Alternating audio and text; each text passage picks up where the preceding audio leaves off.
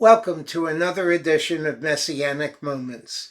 Today we'll be sharing the story of Purim from the book of Esther. Even though God's name is not mentioned in the book, his presence, providence, and influence are evident as the drama unfolds.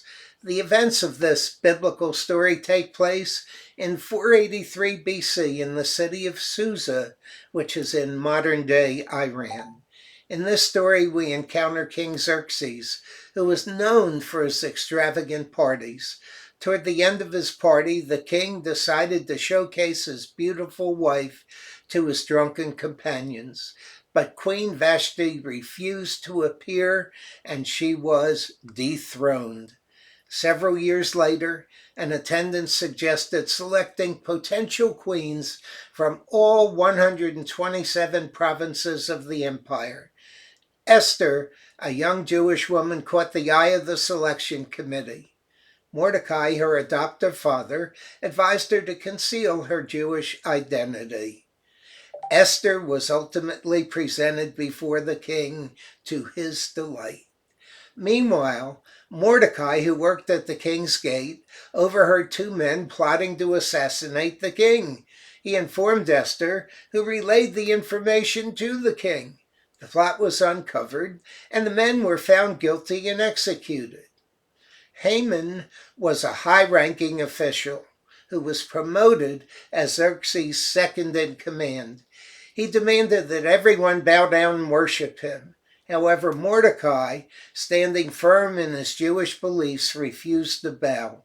Enraged by Mordecai's defiance, Haman discovered he was a Jew, intensifying his hatred toward the Jewish people. Haman approached Xerxes with a plan to annihilate all the Jews in the empire, convinced that they posed a threat due to their refusal to bow to anyone except their God.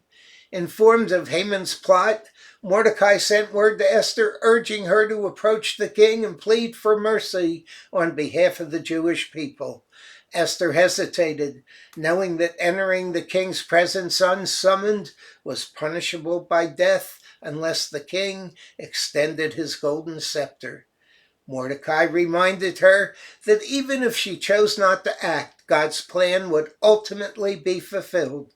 He emphasized that she was perhaps placed in her royal position for such a time as this.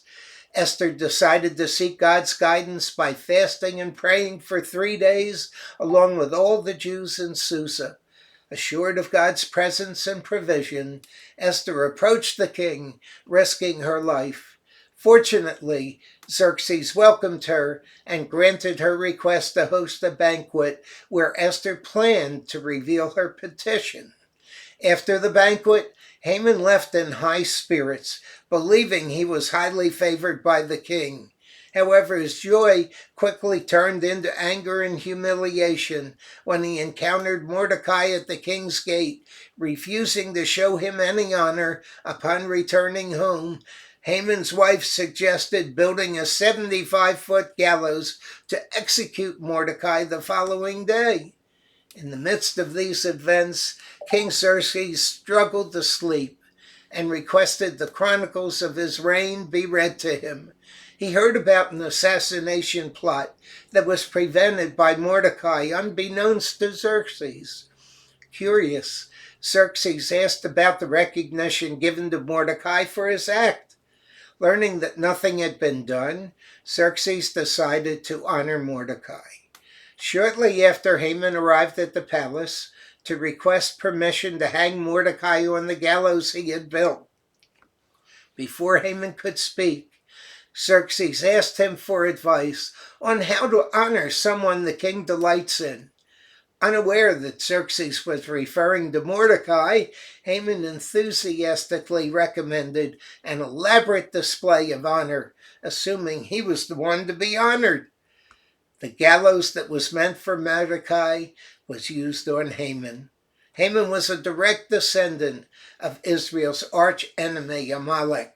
In the end, The Jewish people were saved due to Esther's intervention and Mordecai's faithfulness. Mordecai rose to prominence as the second command to King Xerxes, highly esteemed among the Jews for his advocacy on their behalf. This powerful story teaches us several lessons. God's will is unstoppable, and even the gates of hell cannot prevail against us. God is invincible and will ultimately triumph along with those who stand with him. Though God may appear silent, he is still in control. We must learn to listen to his whispers amidst the noise of our circumstances.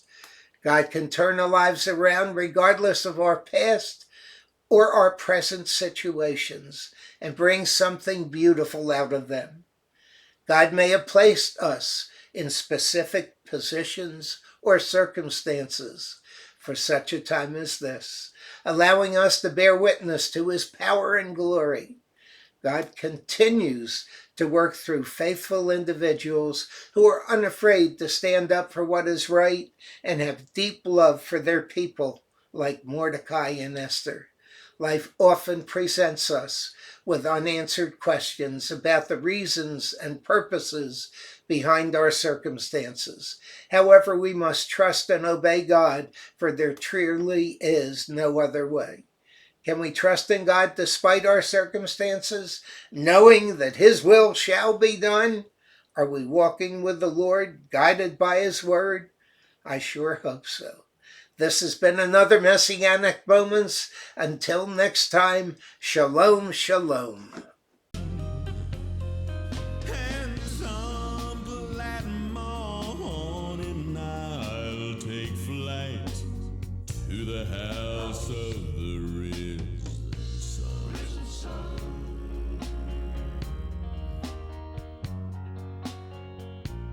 House of the risen